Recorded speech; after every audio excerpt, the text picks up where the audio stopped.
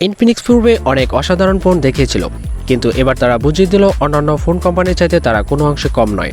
বন্ধুরা, কথা বলছিলাম ইনফিনিক্স নোট 10 প্রো এই স্মার্টফোনটি নিয়ে। এই স্মার্টফোনে ইনফিনিক্স এমন কিছু পরিবর্তন এনেছে যা সত্যি অনেক প্রশংসনীয়। যাই হোক বন্ধুরা, ভিডিওটি না টেনে সম্পূর্ণ দেখতে থাকুন। ভিডিও শুরু করার আগে একটাই রিকোয়েস্ট, আপনি যদি আমার চ্যানেলে নতুন দর্শক হয়ে থাকেন তাহলে প্লিজ নিজ থেকে এখনই আমার চ্যানেলে সাবস্ক্রাইব করে ফেলুন এবং পাশে থাকা নোটিফিকেশন বেল আইকনটি প্রেস করে রাখুন সবার আগে লেটেস্ট ভিডিওগুলো পেতে। আর যদি অলরেডি সাবস্ক্রাইব করে থাকেন তাহলে আপনাকে অসংখ্য ধন্যবাদ। তো চলুন ভিডিওটি শুরু করা যাক।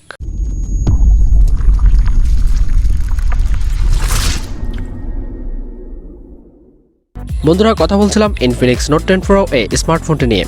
এই স্মার্টফোনটির রিয়ারে থাকছে 64 megapixel wide angle lens plus 8 megapixel ultra wide lens plus 2 megapixel depth sensor plus 2 megapixel monochrome.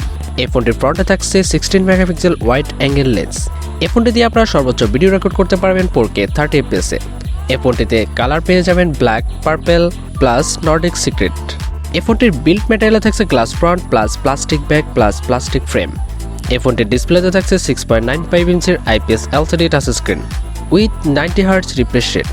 এই ফোনটিতে র্যাম থাকছে দুটি ভেরিয়েন্টে 6GB এবং 8GB।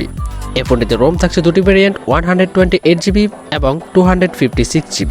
এই ফোনটিতে প্রসেসর থাকছে octa-core 2.05 GHz Cortex A76 plus 2.0 GHz Cortex A55।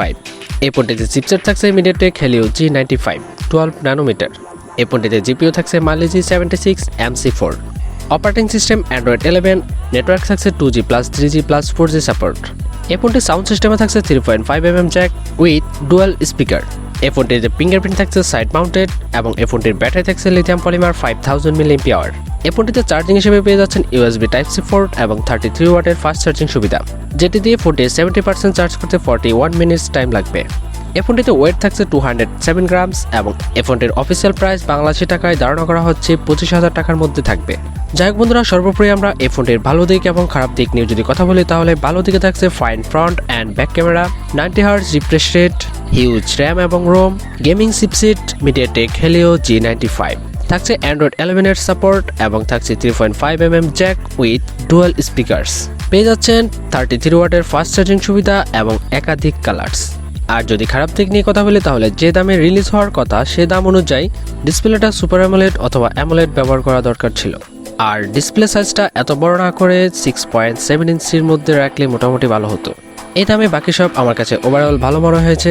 দেখা যাক ফোনটি রিলিজ হওয়ার পর আরও কি পরিবর্তন আসে। যাই হোক বন্ধুরা, ফোনটির কোন দিকটি আপনার কাছে সবচেয়ে বেশি ভালো লেগেছে সেটা কমেন্ট সেকশনে জানাতে ভুলবেন না। ভিডিওটি ভালো লাগলে লাইক করবেন এবং শেয়ার করে দিবেন আপনার বন্ধুদের মাঝে।